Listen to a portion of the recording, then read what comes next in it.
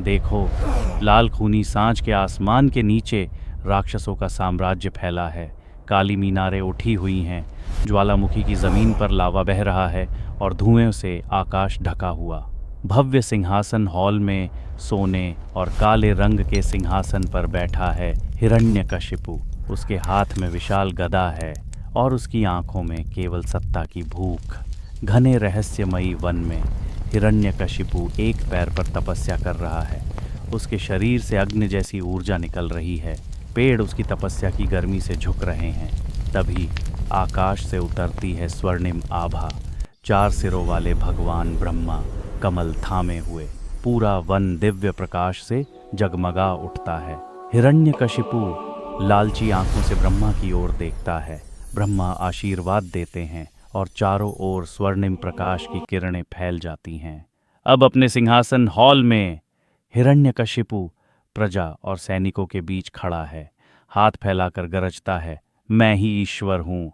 और उसके पीछे अग्नि की लपटें उठती हैं। महल के बगीचे में छोटा प्रहलाद पेड़ के नीचे ध्यानमग्न है। उसके चारों ओर दिव्य आभा फैली हुई है। उसका चेहरा शांत और विश्वास से भरा हुआ। हॉल में हिरण्यकशिपु क्रोध में प्रहलाद पर झुकता है। सैनिक भय से जमे हुए खड़े हैं, पर प्रहलाद शांत और निडर। अंधेरे आंगन में जलते अग्निकुंड में प्रहलाद बैठा है, लेकिन अग्नि भी उसकी दिव्य आभा के सामने झुक जाती है।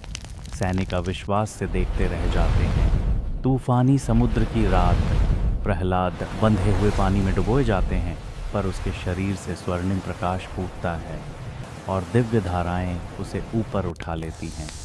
अंधेरी काल कोठरी में अजहरीले सांप उसकी ओर बढ़ते हैं, लेकिन उसके तेज के आगे झुककर प्रणाम कर देते हैं। प्रहलाद शांत बैठा है, दिव्यता से दमकता हुआ। हिरण्यकशिपु अब क्रोध से कांप रहा है। नसें उभरी हैं, हाथ में गदा है और पीछे लपटें भड़क रही हैं। वह प्रहलाद को खींचकर पत्थर के विशाल स्तंभ के पास लाता है।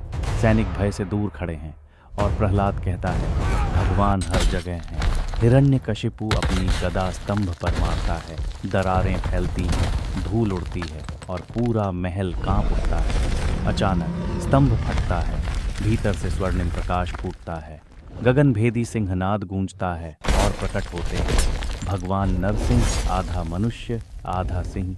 अग्नि जैसी अयाल और प्रज्वलित आंखें। सैनिकों में भगदड़ मच जाती है। कुछ घुटनों पर गिरते हैं, कुछ भागते हैं। नरसिंह आगे बढ़ते हैं। उनकी दिव्य शक्ति हर दिशा में फैलती है। महल की खिड़की से आकाश में बैंगनी नारंगी संध्या है। न दिन न रात, यही समय है न्याय का। नरसिंह हिरण्यकशिपु को खींचकर महल की चौखट पर लाते हैं। आधा शरीर अंधेरे में, आधा दिव्य प्रकाश में, और फिर उसे अपनी जांघ पर पटकते हैं। नखों से सीना चीर डालते हैं। नरसिंह की गर्जना से दीवारें कांप उठती हैं, मशालें भड़कती हैं और देवता आकाश से विस्मय में निहारते हैं। खंडहर जैसे हॉल में छोटा प्रहलाद हाथ जोड़कर प्रार्थना करता है। नरसिंह की लाल आंखें धीरे धीरे शांत होती हैं। उनकी अयाल में अग्नि की जगह कोमल चमक फैलती है। नरसिंह अपना पंजा प्रहलाद के सिर पर रखते हैं और दिव्य प्रकाश पूरे हॉल में फैल जाता है। आकाश से पुष्प वर्षा होती है और स्वर्गीय संगीत गूंज उठता है। साम्राज्य का अंधकार मिट चुका है और सुबह का सुनहरा सूरज क्षितिज पर उगता है।